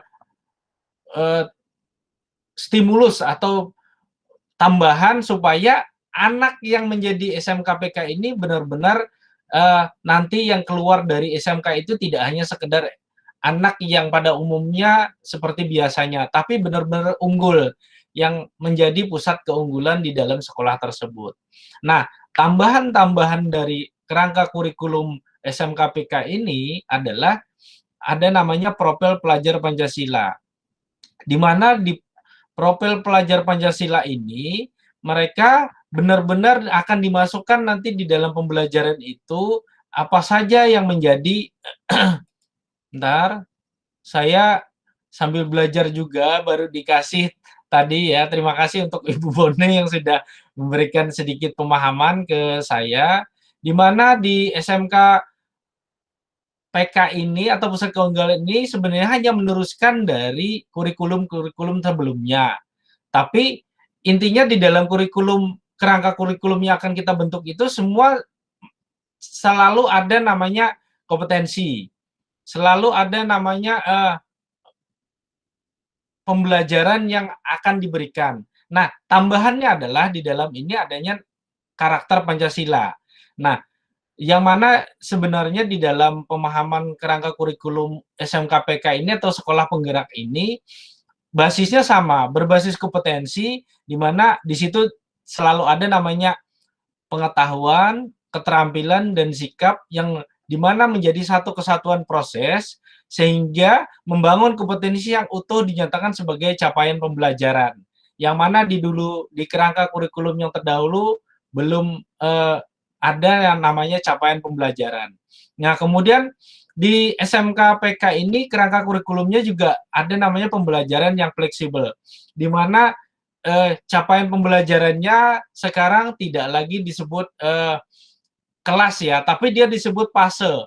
Jadi sebenarnya ada anak yang kalau memang dia mempunyai kualitas lebih unggul dari kawan-kawannya, dia sebenarnya sudah bisa memenuhi fase ke selanjutnya. Tapi karena ini adalah baru fase E atau fase di kelas 10, maka kita hanya akan melihat pencapaian-capaian yang masih dalam gaya belajarnya masih belum kita ketahui ke arah ke depannya. Nah, kemudian untuk di pembelajaran di SMK PK ini kerangka kurikulumnya itu dibuat dengan sangat fleksibel sekali, yaitu banyak sekali yang dulunya misalnya di dalam kurikulum sebelumnya pembelajaran itu jumlahnya sekitar 48 jam, sekarang muatan atau konten banyak sekali dikurangi agar waktu yang disampaikan untuk diberikan pembelajaran sangat memadai agar anak-anak bisa menguasai kompetensi yang ditargetkan. Dan tidak kalah pentingnya adalah kerangka kurikulum di SMKPK ini adalah tambahannya ada karakter Pancasila, yang mana di dalam karakter Pancasila itu sendiri maka akan ada perubahan-perubahan di dalam setiap pembelajarannya sehari-hari secara rutin, baik itu misalnya orientasi pada pembentukan dan penguatan karakter berdasarkan kerangka profil pelajar Pancasila. Nah, kemudian di dalam kerangka kurikulum berbasis satuan pendidikan yang telah dimulai sejak dulu, kembali dikuatkan di sekolah penggerak dan SMK pusat keunggulan, di mana di situ adanya misalnya strukturnya sangat minimal. Nah, struktur kurikulumnya dibuat sangat simpel, sehingga apa yang menjadi capaian pembelajarnya lebih terarah. Kemudian untuk perubahan yang dibuat di dalam kerangka kurikulum sendiri, adanya dibuat penyederhanaan ke arah tujuan, arah, dan rancangan yang jelas sehingga mudah dipahami oleh sekolah dan pemangku kepentingan. Nah, di dalam SMKPK ini sendiri atau kerangka kurikulumnya dibuat namanya adanya gotong royong di situ. Pengembangan kurikulum dan perangkat ajarnya dilakukan dengan melibatkan puluhan institusi termasuk dari Kementerian Agama, universitas, sekolah, dan lembaga pendidikan lainnya. Nah, yang mana sebenarnya di dalam kerangka kurikulum yang baru ini kita benar-benar akan mendapat suatu paradigma baru dalam pembelajaran. Mungkin untuk mempersingkat waktu, presentasi dari saya hanya itu saja. Mungkin kalau ada pertanyaan yang perlu kita diskusikan, bisa kita sampaikan di sini. Terima kasih atas waktunya. Assalamualaikum warahmatullahi wabarakatuh. Waalaikumsalam warahmatullahi wabarakatuh. Cukup ya waktunya. Ya, Bun ya. Ada yang ingin bertanya sepertinya ya, Pak ya. Iya, nah Ibu Kiki tuh.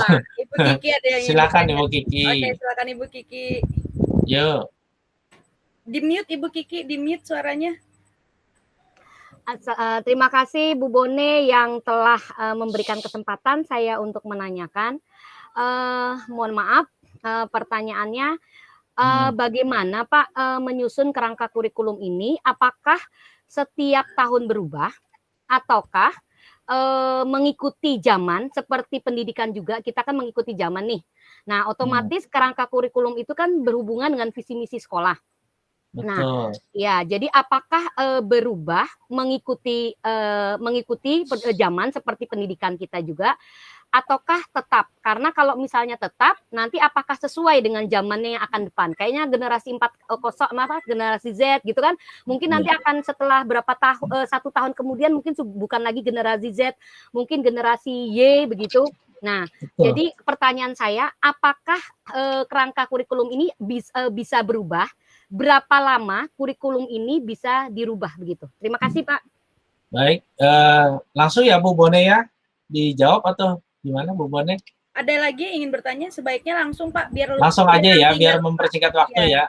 Ya biar Oke, terima kasih Bu Kiki Octavia Aditama yang telah menanyakan bagaimana apa saja kerangka kurikulum ini, apakah nanti baku standarnya seperti apa, ataukah terjadi perubahan-perubahan di dalam perubahan waktunya gitu Bu ya. Nah, kalau yang kita tangkap dari kerangka kurikulum SMKPK ini atau pusat keunggulan ini, dia diberikan kerangka kurikulum yang sangat dinamis. Maka apa yang disampaikan oleh Pak Didi Noryadi tadi berkaitan, artinya dimasukkanlah namanya pendidikan atau merdeka belajar, di mana merdeka belajar itu adalah untuk menyesuaikan dengan kondisi atau paradigma baru. Misalnya pada saat tahun ini pusat keunggulan ini menitik beratkan pada suatu bentuk A, maka pada tahun depan, maka sekolah tersebut boleh melakukan perubahan di dalam kurikulumnya sendiri untuk menyesuaikan perubahan di misalnya di poin B. Maka itulah yang akan terjadi nanti di kerangka kurikulum yang baru ini. Yang mana tetap di dalam hal itu disesuaikan untuk mencapai profil pelajar Pancasilanya itu. Itu saja mungkin Bu Kiki jawabannya. Artinya boleh dirubah. Ya, berarti bisa diubah ya Pak. Berarti untuk visi misi sekolah bagaimana Pak? Karena kan kerangka kurikulum itu pasti berhubungan dengan visi misi sekolah. Betul. Visi misi sekolah itu adalah capaian target sekolah untuk mencapai kondisi tertentu. Nah, apabila misalnya di dalam visinya itu sudah mencapai target tertentu, dia akan merubah lagi visi yang berikutnya dengan misi-misi yang sudah disusun kembali. Nah, artinya visi misi sekolah pun bersifat dinamis. Bisa saja visi misi sekolah itu pada tahun berikutnya akan berubah untuk menyesuaikan kondisi dan keadaan yang diinginkan atau dicapai. Mungkin itu Bu Kiki. Terima kasih Pak, saya puas dengan jawaban Bapak. Ya, sama-sama Bu Kiki. Ya. Ada lagi Bapak Hairan ingin menanggapi? Oke, Pak Hairan, monggo Pak Hairan. Oke. Atau lanjut aja? Menambahkan? Ya, silakan Bapak. Terima kasih, ingin menambahkan saja. Ini kan judulnya kerangka kurikulum ya. Betul Pak. Ya, kerangka kurikulum ini kan bagian dari KOS atau kurikulum operasional satuan pendidikan ya. Satuan pendidikan. Sekolah. Jadi kerangka kurikulum bagiannya aja. Sedangkan visi misi itu terletaknya di KOS. Betul. Ya. Sedangkan kerangka kurikulum ini di dalamnya itu ada spektor keahlian, ya, spektrum keahliannya. Kemudian ada di dalamnya lagi ada struktur kurikulumnya, dan itu kan kemudian ada capaian pembelajaran yang itu kan sudah ada ketentuan dari pusat ya. Betul. Nah, ya, jadi kerangka kurikulum itu terdiri dari spektrum keahlian, kemudian diturunkan menjadi struktur kurikulum, diturunkan lagi ke bawahnya nanti ada capaian pembelajaran dan pembelajaran asesmen. Maka nanti diteruskan lagi ke bawah menuju ke perangkat ajar. Nah, mungkin itu aja tambahan dari kita berdasarkan ini keputusan Kepala Balitbang nomor 029 HKU 2021. Nah, itu aja yang tambahan dari kita tentang kerangka kurikulum. Kalaupun ada perubahan, kalau kita perhatikan dari tahun-tahun sebelumnya dari 2005 itu ada namanya kurikulum 2006 ya KTSP ya. Kemudian 2015 berubah lagi. Kelihatannya ini seperti 10 tahun berubah gitu ya. Betul Pak Hairan. 2015 itu namanya K13 gitu ya. Betul. Kemudian 2025 ini ya yang sekarang ini yang akan kita hadapi gitu. Nah, mungkin begitu tambahannya. Terima kasih. Terima kasih banyak Pak Hairan yang telah menyampaikan. Mungkin Ulun sedikit memberikan tambahan lagi yang dimaksud dengan perubahan tadi. Kenapa ada sedikit perubahan di dalam kerangka kurikulum? Karena kerangka kurikulum yang baru ini bersumber dengan namanya Kerangka Kualifikasi Nasional Indonesia, Pak. Atau disebut dengan KKNI. Nah, KKNI itulah yang sering terjadi perubahan-perubahan secara dinamis. Yang mana misalnya di KKNI yang pernah terjadi di umpamanya di jurusan multimedia sendiri, dia waktu itu KKNI-nya dia bersifat misalnya dia okupasi. Sekarang dia mengarah ke klaster. Nah, ada lagi misalnya jurusan film, dia bersifat okupasi ya Bu Bonea. Kemudian Pak Didi bersifat okupasi. Sedangkan di TKJ misalnya dia bersifat klaster. Nah, klaster-klaster itu akan selalu berubah dengan secara dinamis yang mana menyesuaikan dengan kondisi tertentu. Di mana dalam Perpres nomor 8 tahun 2012 tentang Kerangka Kualifikasi Nasional Indonesia. Itu mungkin tambahannya Pak Hairan. Terima kasih banyak Pak Hairan yang sudah menambahkan dengan begitu jelasnya tadi yang sudah disampaikan. Itu saja Bu Boni, saya kembalikan. Oke, sangat luar biasa sekali pemaparan dari Bapak Nopi Bambang Rumadi. Oke, dulu semuanya biar, Pak Ari. biar tidak capek ya duduk terus ya Ibu Kiki, silakan diminum dulu. yang ada ini Bu Kasum biasanya tuh tidak lupa ada cemilan di samping Ibu Kasum. Bocor. Nah, mau kayak kan sini nah. Oke, selanjutnya yang terakhir Ibu Mutia. Ibu Mutia itu akan menjelaskan tentang materi ajar. Apa sih materi ajar itu? Langsung saja ke Ibu Mutia. Ibu sudah mic-nya sudah bagus lah, Bun. Sudah dicoba. Sebentar ya. Alhamdulillah sudah bagus. Oke. Ini kada pakai headset nah. Nah, bagus aja. Ada apa Bu? Ya, Bu. Enggak apa-apa, Bu, ada tambahan latar bagus, Bu. Tambahan latar. Oke. Kepada Ibu Mutia waktu dan tempat saya persilakan. Oke, Assalamualaikum warahmatullahi wabarakatuh. Waalaikumsalam warahmatullahi wabarakatuh. Salam warahmatullahi wabarakatuh. Oke, ini selamat pagi atau selamat malam, Bu Bone? Pagi kita, Bu. Ini sekarang kita semangat pagi. Belakang saya kan cerah sekali ya. Oh iya, ya. Semangat pagi. Semoga kita tetap semangat ya, karena ini mau masuk di akhir dan ini hari terakhir. Oke, hari ini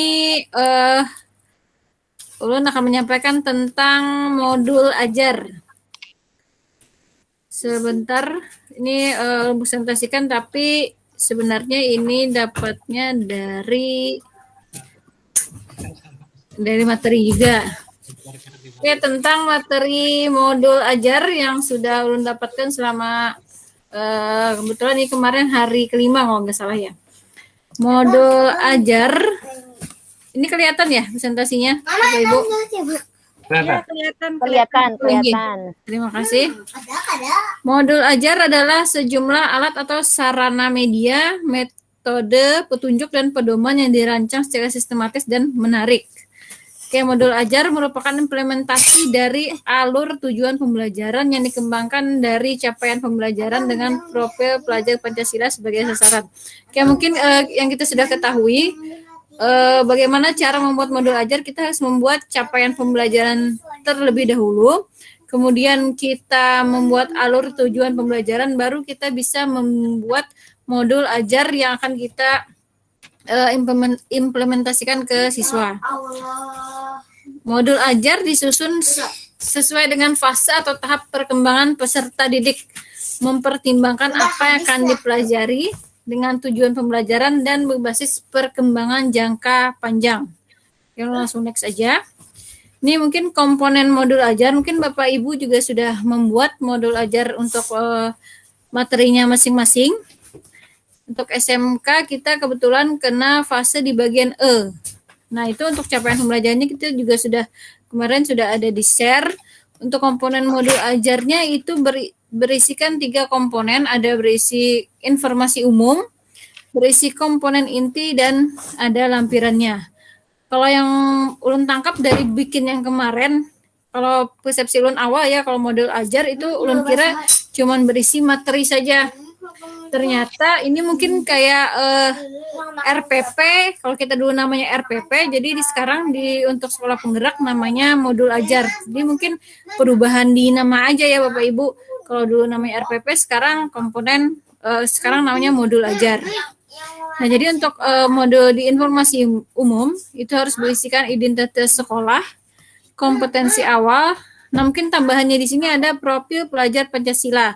Apa itu bisa kreatif atau yang banyak yang bisa kemarin-kemarin kita dapatkan. Nah, ini juga berisi sarana prasarana, target peserta didik, dan mode pembelajaran yang digunakan. Kalau untuk mode ini mungkin kita sudah mengetahui dari RPP yang kemarin, yang pernah kita bikin di RPP. Jadi mungkin kalau yang kemarin kerjakan dari modul ajar, kebanyakan sih cuman copy paste dari RPP ke modul ajarnya dengan penambahan asesmen juga ada ya sebenarnya Bapak Ibu, di RPP juga ada. Terus pemahaman bermakna, nah ini baru dapatkan di modul ajar. Pemahaman bermakna, pertanyaan pemantik, persiapan pembelajaran juga kebetulan sudah ada di RPP. Jadi ini komponen modul ajarnya, guru diberi kebebasan untuk mengembangkan modul ajar sesuai konteks lingkungan dan kebutuhan belajar peserta didik. Modul ajar dilengkapi dengan komponen yang menjadi dasar dalam proses penyusunan. identitas modul bersifat informasi umum, ini skip aja. Kompetensi awal, profil pelajar Pancasila kita sudah tahu. Kalau kada salah itu ada prinsip pembuatan modul ajar. Nah, untuk tambahan mungkin kalau untuk di modul ajar itu ada glosarium sama daftar pustaka ya Bapak Ibu. Wah. Nah, ini sebutkan minimal komponen. Oh ya, oke. Wah, sudah habis ternyata. Banyak kan ulun skip. Jadi mungkin kita di sini sharing aja ya Bapak Ibu, karena di sini berisikan juga ada berisi asesmen, ada kegiatan pembelajaran. Mungkin Bapak Ibu juga sudah lebih ahli daripada ulun tentang kegiatan isi-isinya kayak gitu. Apa isi-isinya itu? Isi-isi dari kegiatan pembelajaran yang dari yang pendahuluan pembelajaran, ada kegiatan inti, kegiatan akhir, asesmen, pengayaan ke media, mungkin Buan Pian lebih ahli daripada ulun. Karena ulun sendiri bukan lulusan dari SPD. Mungkin selebihnya kita sharing aja ya Bapak Ibu. Kalau sebenarnya sih ulun mau nanya nih ke Pak Hairan, apakah modul ajar ini itu bisa diakui sebagai apa ya? Kalau yang kemarin kan untuk perangkat pembelajaran itu diakui sebagai apa namanya yang kalau di kita susun itu? LKPD atau TPU? Bukan. Kalau ada PNS itu kayak ada angka kreditnya gitu kalau kita ke perpustakaan. Nah, kalau untuk modul ajar gimana Pak Heran? Apakah itu juga bisa dimasukkan menjadi angka kredit kita kayak gitu? Nah, kalau dulu setahu ulun kalau kita membuat lengkap perangkat pembelajaran yang selengkap-lengkapnya dan itu dianukan ke perpustakaan diakui, itu bisa dihargai ya Pak Hairan ya. Kalau modul ajar gimana Pak Hairan? Oke, terima kasih Bu Mutia. Sebenarnya modul ajar yang saat ini yang kita pelajari itu beda dengan modul ajar yang selama ini yang kita pahami gitu ya. Yang mana selama ini modul ajar itu ada kata pengantar dan macam-macam segalanya. Nah, sedangkan modul ajar yang saat ini adalah perkembangan dari RPP gitu. Nah, yang mana komponen-komponen dari modul ajar saat ini itu lebih banyak dibandingkan RPP gitu. Nah, apakah hal tersebut bisa dimasukkan di dalam daftar penilaian untuk pengusulan angka kredit gitu ya? Nah, sebenarnya sih bisa gitu, RPP pun bisa gitu. Nah, cuman nanti tergantung kepada tim penilainya. Apakah tim penilai itu bisa mengakui hal tersebut atau tidak gitu. Nah, sedangkan kita selama ini untuk kita jabatan sebagai wakil kepala sekolah ataupun sebagai kepala sekolah, itu aja kita di dalam usulan naik pangkat itu kan belum tentu gitu dimasukkan di dalam penilaian gitu ya. Nah, apalagi hal-hal yang seperti itu. Nah, kalau secara prosedur itu sebenarnya sih bisa gitu. Ya, mungkin itu aja. Oke. Terima kasih Pak Heran jawabannya. Mungkin teman-teman yang lain gimana ada mau sharing tentang gimana sih pembuatan modul ajar kemarin? Kalau ulun sendiri ya kemarin gak ada gimana ya, gak ada berat ya. Karena itu kebetulan kan saya sedang ngajar kelas 10 nih. Ke kelas 11. Jadi untuk capaian pembelajaran juga kemarin ngambil dari materi yang lain. Terus juga RPP-nya kan kalau untuk kelas 10 sebenarnya tidak ada. Jadi cari di Google. Tapi kemarin saya ngumpulnya cuma satu elemen saja, tidak lengkap. Mungkin seperti Bapak Ibu mungkin ada yang sejeret banyak banget gitu. Lihat ada yang punya halaman cuma satu elemen, penting selesai dah kumpul kayak gitu. Nah itu sih sekolah ulun kesulitannya rada mencari harus mencari lagi karena RPP untuk kelas 10 kebetulan tidak ada. Jadi ya itulah mencari materi dari awal lagi dan kemudian disimulasikan ya. Nah itu. Oke, bisa sharing Bapak Ibu yang lain. Oke, Pak Bambang silahkan. Oke. Saya dulu Bu Kiki ya, sebentar aja. Jadi begini, kita kan berdiskusi mengenai modul ajar. Kenapa sih selalu modul ajar itu atau RPP itu dibuat duluan gitu ya? Nah, karena RPP atau modul ajar itu sebenarnya dipergunakan untuk, apalagi sekarang SMKPK itu dia adalah teamwork atau guru yang punya tim. Nah, di mana dalam pekerjaan tim itu kita harus menggunakan namanya modul ajar. Misalnya Bu Bone dengan Pak Ervan Lele ya. Pak Ervan Lele itu dan Bu Bone dalam satu tim. Nah, Ibu Bone sudah membuat namanya modul ajar, tiba-tiba Bu Bone kemarin misalnya kena COVID, 14 hari tidak mengajar. Maka modul ajar yang dibuat Bu Bone itu sudah bisa diterapkan oleh Pak Ervan Lele dengan kondisi pembelajarannya standar, yang apabila diserahkan ke dalam timnya dia mempunyai standar pengerjaan yang sama.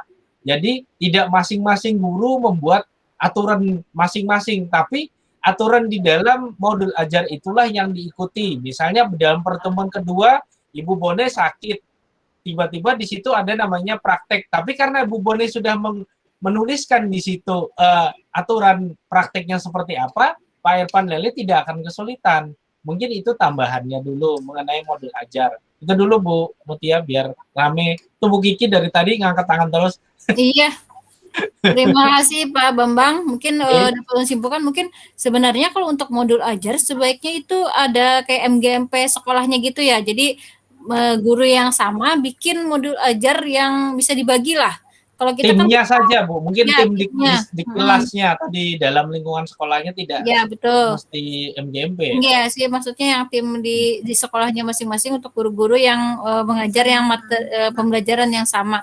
Karena kan kalau kita pembagian kelompoknya materinya juga kan kita gurunya beda-beda gitu dalam satu kelompok, dan itu menjadi kesulitan sebenarnya dari kita untuk menyamakan gimana sih persepsinya kayak gitu, yang kalau kita mau menyamakan nih tugas yang mana, jadi kan nggak ada kebingungan sebenarnya selama ini. Oke, mungkin Ibu Kiki, silahkan Bu Kiki. Terima kasih. Yang ingin saya tambahkan mungkin apakah benar nih ya, kalau tadi kan kata Pak Bambang adalah kolaborasi dari guru-guru di kejuruan ya Pak ya. Nah, berarti karena kebetulan misalnya nih di tempat kami itu kan ada 2 kelas. Berarti misalnya pengajarnya itu dengan pengajar yang berbeda setiap kelas, apakah itu bisa istilahnya nanti jadi bisa sharing gitu kan Pak? Artinya misalnya di RPLA misalnya saya mengajar, tapi di RPLB misalnya Uca yang mengajar. Nah, jadi kan kita bisa berkolaborasi jadi dengan 2 orang begitu. Artinya apa? Jadi kita akan sedikit ringan karena kolaborasi, tapi seandainya kita memegang sendiri, karena kan mungkin guru yang lain juga megangnya mata pelajaran yang berbeda, otomatis dia akan konsentrasi di mata pelajarannya itu. Otomatis dia nggak mungkin bukannya nggak mungkin, tapi aduh saya aja belum tuntung, apalagi kalau saya harus berpikir ke mapel yang lain. Nah, mungkin apakah itu bisa seandainya nanti ke depan disiasatinya seperti itu dengan misalnya kelas-kelas yang banyak, tapi mungkin kalau kelasnya sedikit, nah itu juga jadi masalah juga kan begitu. Tapi kalau untuk kelas yang banyak, mungkin apakah itu bisa dijadikan solusi? Itu yang pertama. Kemudian yang kedua, saya lihat ringkasan materi itu saya lihat banyak sekali. Apakah seperti harus berhalam-halaman ataukah hanya cukup namanya ringkasan? Namanya ringkasan itu kan kalau pemahaman saya 2 lembar atau 3 lembar itu udah cukup. Kalau menurut saya, karena apa? Di dalam kegiatan pembelajaran itu kan memancing siswa untuk dia mencari,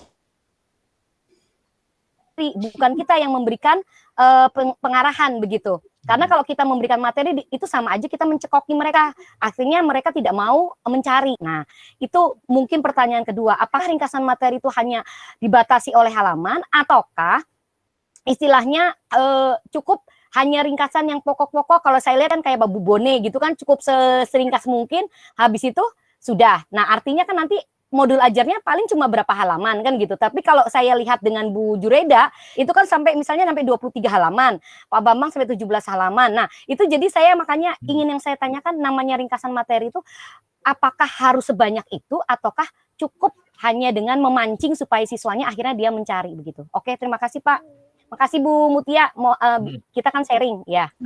Kita diskusi gitu ya. Mungkin kalau menurut Ulun sih begini, dalam hal kita memberikan materi itu tergantung dari pencapaiannya apa, tujuannya apa. Misalnya kalau yang saya coba tulis tadi malam itu misalnya peserta didik mengenal komponen-komponen komputer misalnya. Nah, apabila di capaian tersebut memerlukan 2 JIP, 2 pertemuan, maka materi itu tidak apa-apa, agak panjang. Apalagi seperti Bu Juraida itu misalnya Sidin kan mungkin 6 sampai 7 pertemuan ya, mungkin atau berapa pertemuan tuh saya lihat lama. Itu ada 3 pertemuan. Betul, saya lihat saya 5, saya baca punya pian tuh 5. Banyak. Yang pekerjaan sosial itu tuh?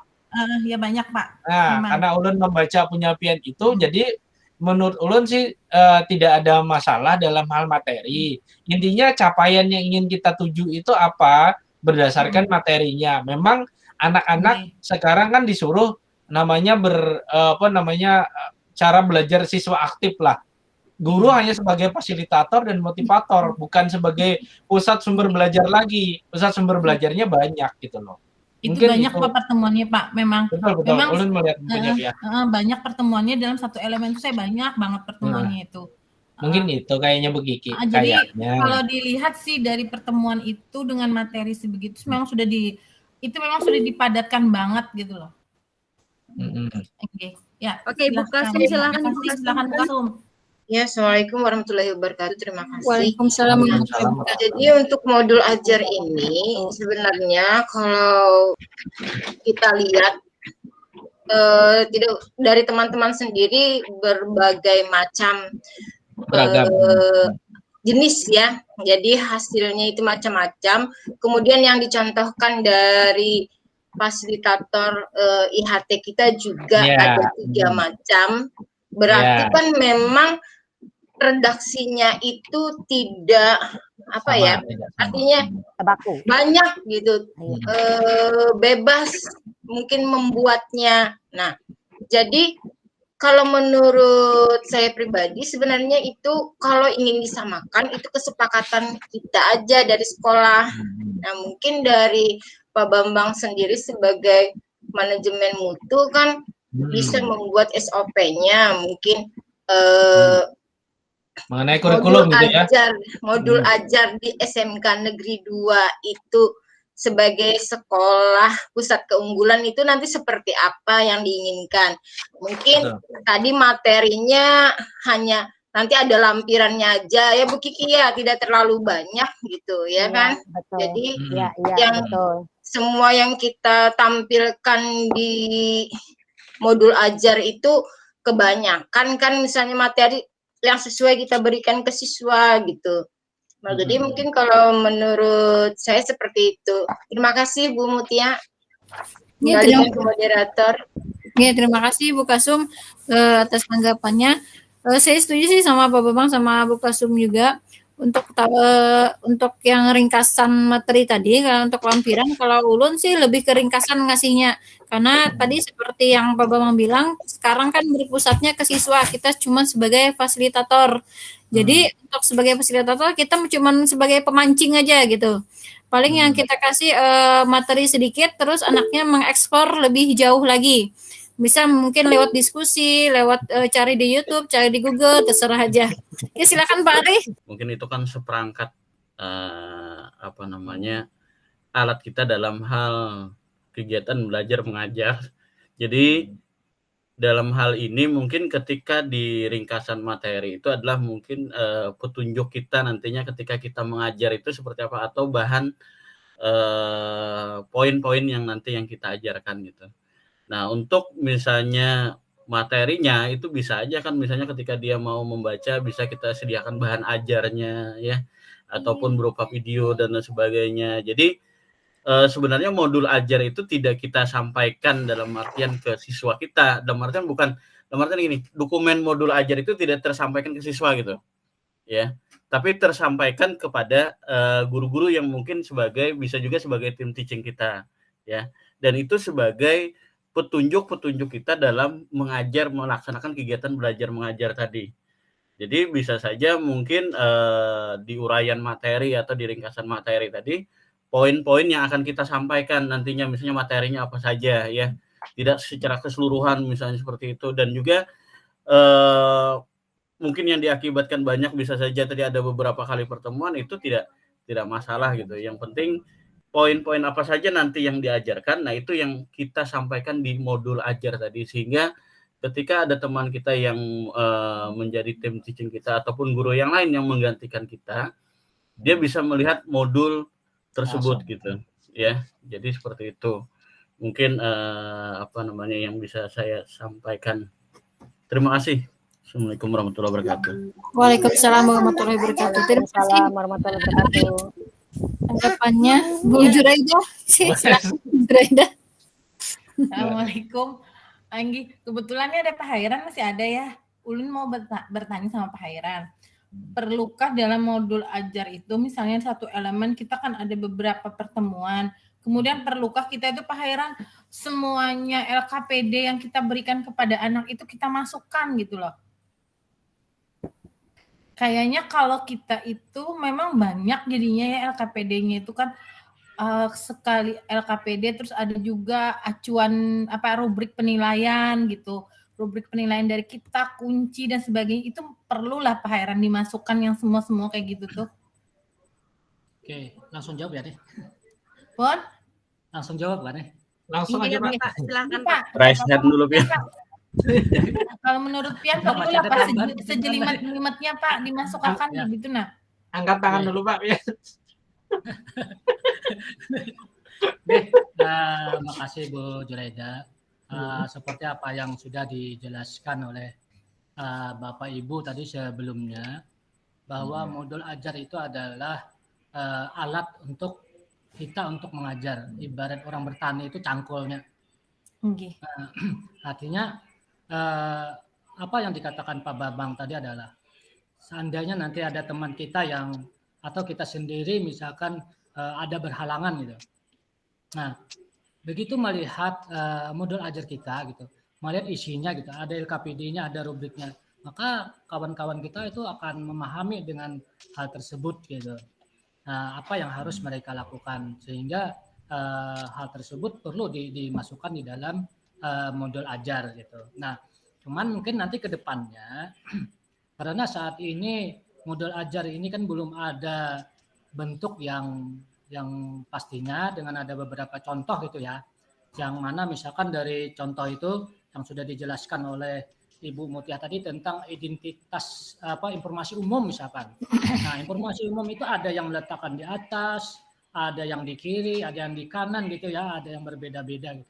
Nah, mungkin nanti ini untuk sekolahan kita nanti ke depannya mungkin akan kita sepakati aja gitu seperti apa modelnya gitu ya, model ajar yang untuk bagaimana sih karakteristik SMK Negeri 2 model ajarnya yang supaya semuanya sama gitu, seragam gitu.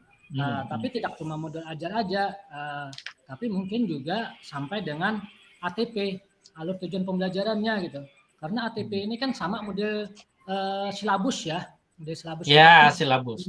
Gitu. Nah, itu perlu juga nanti kita kita samakan khusus untuk SMK Negeri 2 Banjarmasin seperti apa itu. Dan mungkin juga nanti ke depannya kita ini akan kumpul-kumpul lagi nih untuk membuat satu buah KOS, kurikulum operasional sekolah gitu. Nah, yang mana nanti kepala program dan kepala kompetensi itu akan memasukkan tentang CP, ATP dan sebagian model ajarnya. Nah, gitu yang untuk sebagai kos kita nanti di SMK Negeri 2, termasuk nanti kita akan sama-sama merumuskan tentang visi misi tujuan gitu, yang mana tujuan kita ini harus selaras dengan tujuan Dinas Pendidikan Provinsi. Nah, mungkin begitu ya, Bu ya. Nggih, makasih Pak. Oke, seru sekali ini diskusi kita pada hari ini. Ada lagi yang ingin disampaikan ini terkait dengan modul ajar atau materi ajar? Cukup ya sepertinya ya Bapak Ibu ya. Cukup. Cukup aja. Pak Ari menunggu ya, misalnya anak presentasi Pak Ari itu. Iya. Gampang Pak Ari anak presentasi sudah. Karena waktunya tidak memadai, mungkin saya dan Bapak Ari akan dilanjutkan esok hari. Kurang ajar kamu. Kita tentang malam ini tadi. Lanjut aja sampai jam 12. Ayo, Ja. Sebentar Ibu. 10 menit Karena Google Drive-nya tidak sampai ini karena kita tadi memulai dari jam 7.30 ya Pak Arif, Ibu Juraida dan Ibu Kasum. Jadi kita akhiri dulu. Mungkin yang akan saya rangkum dari penjabaran Bapak Ibu tadi semua adalah hasil dari IHT kita di semester ini. Bapak Ibu semua sangat-sangat menguasai apa yang diberikan atau materi yang diberikan oleh fasilitator itu sudah sangat dipahami oleh Bapak Ibu semua. Jadi kita berikan applause dulu untuk diri kita sendiri. Oke, saya selaku moderator. Bu Bone, iya Bu Ibu. Bone, Iya, Ibu. saya mau melakukan refleksi Bu Bone. Iya, sebentar Ibu. Kegiatan hari ini. Iya, jadi saya ingin menyampaikan, mumpung ada Bapak Heran, kita mau ini dulu ya di sini selaku moderator saya. Raise hand. Selaku moderator saya Mbak Waidah Bone, selaku teknisinya Bapak Ari Rahman. Adakah satu orang yang ingin merefleksikan? Oh, Bu Kiki tadi. Bu Kiki. Silakan Ibu Kiki. Terima kasih Bu Bone yang telah memberi kesempatan saya untuk melakukan refleksi. Hanya 4 kata yang saya lakukan refleksi saya, yaitu saya cinta sama kalian semua. Luar biasa. Luar biasa. Oke. Karena saya cinta sama kalian semua tuh 5 itu 5. Dihitung sini. Alhamdulillah ternyata ada yang bisa mengkoreksi saya. Iya, akhirnya kan kalian sahabat ya, jadi sesama sahabat sudah harus saling mengerti satu sama lain. Oke, saya ingin menyampaikan di sini kalau kita yang hadir ada 9 orang. Ada Bapak Ari Rahman, Ibu Daryani Ulfa, Ibu Mutia, Bapak Nopi Bambang, Ibu Kiki, Bapak Didi Nuryadi, Ibu Kasum dan Ibu Juraida. Bapak Sofian Feryadi lagi izin ketua kelas ya, jadi ya, jadi karena revisi ya karena sudah sangat siang kita sekarang ini udah mulai panas ya cuacanya. Jadi saya akhiri saja kegiatan kita hari ini. Terima kasih banyak Bapak Ibu, semoga sehat-sehat selalu, tetap semangat besok hari untuk melaksanakan aktivitas kita di hari ke-6. 1, 2, 3, 4, 5, 6, 7, 8. Ya. Terima kasih Bu Bone. Terima kasih Bu Bone. Terima kasih. Assalamualaikum. Ibu foto dulu, foto dulu. Abu Juraida angkat tangan. Juraida angkat tangan apa? Oke, Bapak Didi silakan dinyalakan. Daryani itu apa? Pak Didi mana Pak Didi? Oke, Bapak Didi. 3. Dibuka kameranya. Bapak Didi. Pak Didi. Wah, sudah jadi angkat tangan pulang. Karena mau halu tutupan. Angkat tangan. Ayo. 3, 2. Ibu Daryani. Oke, Ibu Dar. 3, 2, 1. Cheese. Oke. Terima kasih sudah Mas. Lagi Bon. Tadi kan masih itu kan tadi resmi. Tadi resmi. Sekarang ini tidak resmi. Kenapa Didi muncul bahasa? 3, 2. Bapak Ari hilang. 3, 2, 1. Cheese. Oke, lanjut. Lagi kan nih? Ya Allah. Ajib. Cukup, mantap. Oke. Juraida kayak anak SMA tuh ya. Bikin imut panas. Hai Bapak Ibu, terima kasih banyak. Langsung di atas Pak Ari Ai. Tidak terasa. Ternyata sudah jam 10. Nah, tidak terasa ya karena ramainya. Nah.